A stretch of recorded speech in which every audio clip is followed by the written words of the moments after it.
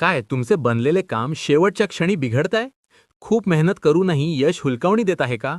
घरात सतत अशांतता किंवा आर्थिक चणचण भासतीये? मग थांबा. आज मी तुम्हाला अशी एक 2 मिनिटांची स्वामी सेवा सांगणार आहे, जी केल्यानंतर तुमच्या आयुष्यातील अडथळे दूर होतील आणि स्वामींच्या कृपेने प्रत्येक कामात यश मिळेल.